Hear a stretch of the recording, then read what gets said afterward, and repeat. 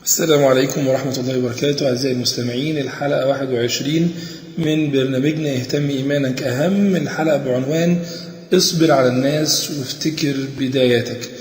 المعنى إن كتير مننا لما بياخد خطوات مع الإيمان، ولما الإيمان نظريا يتحول إلى إيمان عملي، تطبيق وأفعال وطاعة وعبادات، بيبدأ الواحد مننا يرى أنه بينه وبين الناس مسافة.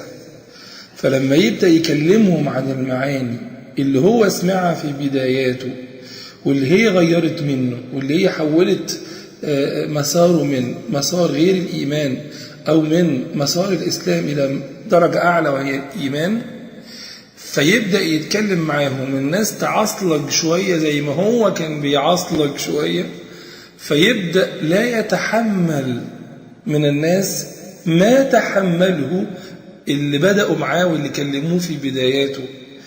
فالمعنى بتاع الحلقة دي بيقول لك كلم الناس عن المعنى الجميل اللي انت عرفته وتذوقته في الإيمان، ولكن اصبر عليهم. قال عز وجل: وأمر أهلك بالصلاة واصطبر عليها لا نسألك رزقا نحن نرزقك والعاقبة للتقوى.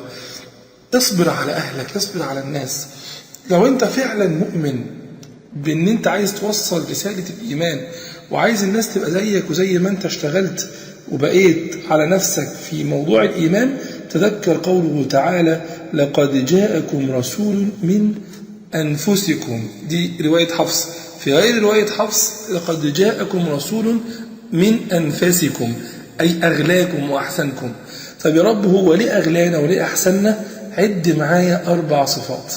لقد جاءكم رسول من أنفسكم عزيز عليه ما عنتم حريص عليكم بالمؤمنين رؤوف رحيم. أول حاجة لازم تبقى من الناس اللي انت بتكلمهم تحس بيهم، ولما يتأخروا معاك تعذرهم وتقول هم للإيمان أقرب بإذن الله بفضله. من أنفسكم عزيز عليه ما عنتم. لما حد يعصلك معاك ولا يتضايق كده أو يتأخر في الاستجابة، يبقى عزيز عليك إن هو عنت، يبقى أنت نفسك إنك تاخد بإيديه وتدعي له. يبقى الصبح بتدعوه وبالليل بتدعي له. من أنفسكم عزيز عليه ما عنتم حريص عليكم.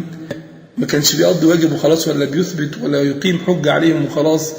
حريص عليكم بالمؤمنين رؤوف رحيم.